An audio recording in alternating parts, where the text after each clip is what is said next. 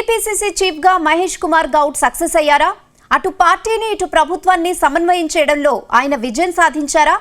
మంత్రి కొండా సురేఖ ఎపిసోడ్ తర్వాత యావత్ ఇండస్ట్రీ కాంగ్రెస్ పార్టీని టార్గెట్ చేసింది. కానీ ఈ వివాదాన్ని ఒక్క డైలాగ్ తో ముగింపు పలికారు టీపీసీసీ చీఫ్. అటు పార్టీలో తిరుగుబాటు చేస్తున్న లీడర్లను సైతం దారికి తెచ్చుకుంటున్నారు. అంతేకాదు మంత్రులు వారంలో 2 రోజులు గాంధీభవన్కు వచ్చేలా చేశారు. ఇంతకీ మహేష్ కుమార్ మార్క్ రాజకీయంపై కాంగ్రెస్ పార్టీలో జరుగుతున్న చర్చ ఏంటి?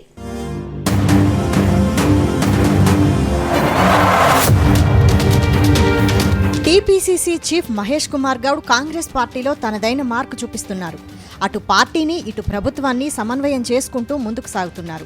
కాంగ్రెస్ పార్టీలో నేతలందరినీ సమన్వయం చేస్తూ ముందుకు వెళ్తున్నారు. ఇన్నాళ్లు ఎవరిదారి వారిదే అన్నట్టుగా కాంగ్రెస్ నేతల వ్యవహార తీరు ఉండేది. కానీ మహేష్ కుమార్ గౌడ్ సారథ్య బాధ్యతలు తీసుకున్నాక పరిస్థితుల్లో చాలా మార్పు వచ్చిందని స్వయంగా గాంధీభవన్ వర్గాలే అంటున్నాయి. అంతేకాదు మొత్తం పార్టీ పదవుల వ్యవహారంలో సైతం మహేష్ కుమార్ గౌడ్ కీలకంగా వ్యవహరిస్తున్నారట. అటు జిల్లాల్లో కొత్త అధ్యక్షుల నియామకంలోనూ కీలక పాత్ర పోషిస్తున్నట్టు తెలిసింది. అటు ప్రభుత్వానికి తలనొప్పిగా మారిన కొండా సురేఖ వ్యవహారం కావచ్చు, మధుయాష్కి ఎపిసోడ్లోనూ మహేష్ కుమార్ గౌడ్ కీలకంగా వ్యవహరించారని పార్టీ వర్గాలే అంటున్నాయి.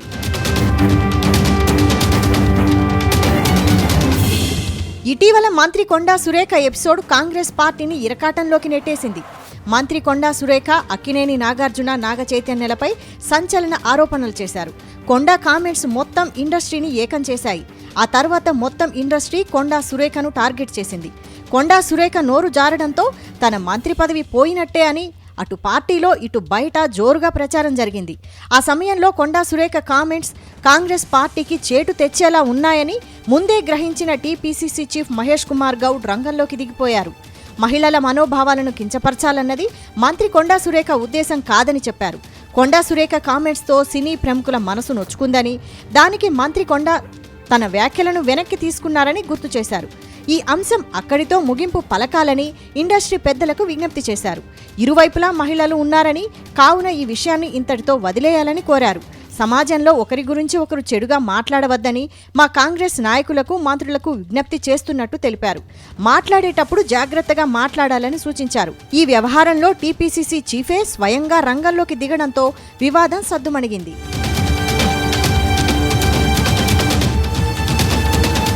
మరోవైపు మధుయాష్కి గౌడ్ ఎపిసోడ్లోనూ మహేష్ కుమార్ గౌడ్ కీలకంగా వ్యవహరించారు.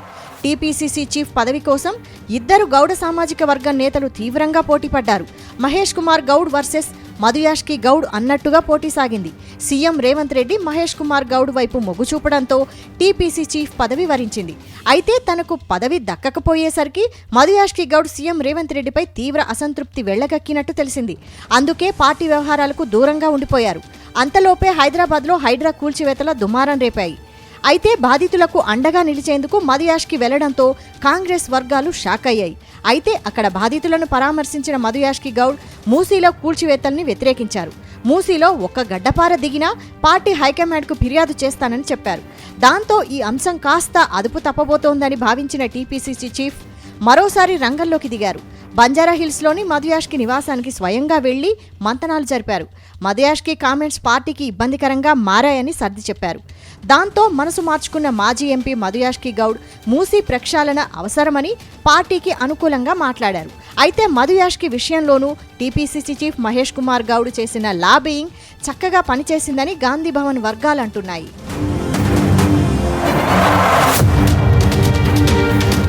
ఇక టీపీసీసీ చీఫ్గా మహేష్ కుమార్ గౌడ్ అటు ప్రభుత్వంలో కీలక భూమిక పోషిస్తున్నారని పార్టీ వర్గాలంటున్నాయి. మొన్నటి వరకు గాంధీభవన్కు అప్పుడప్పుడు మాత్రమే వచ్చే మంత్రులను వారంలో 2 రోజులు వచ్చేలా చేశారనే టాక్ ఉంది. నెలలో ఒకరోజు సీఎం రేవంత్ రెడ్డి కూడా గాంధీభవన్కి వస్తానని ప్రకటించారు. ఇప్పటికే మంత్రులు దామోదర రాజనరసింహ, ఉత్తమ్ కుమార్ రెడ్డి, తుమ్మల నాగేశ్వరరావు గాంధీభవన్లో జరిగే ప్రజాపాలన కార్యక్రమానికి హాజరయ్యారు. ప్రజల నుంచి మంత్రులు స్వయంగా వినతులు స్వీకరించారు. అయితే గాంధీభవన్కు మంత్రులు రావడంతో కేడర్ అయితే ఫుల్ ఖుషి అవుతున్నట్టు టాక్. గతంలో ఇలాంటి పరిస్థితులు కాంగ్రెస్లో ఎప్పుడూ కనిపించలేదు. కానీ మహేష్ కుమార్ గౌడ్ టీపీసీసీ చీఫ్గా వచ్చాక అటు పార్టీని ఇటు ప్రభుత్వాన్ని కోఆర్డినేట్ చేసుకుంటూ వెళ్తున్నారని పార్టీ నేతలే ఒప్పుకుంటున్నారట.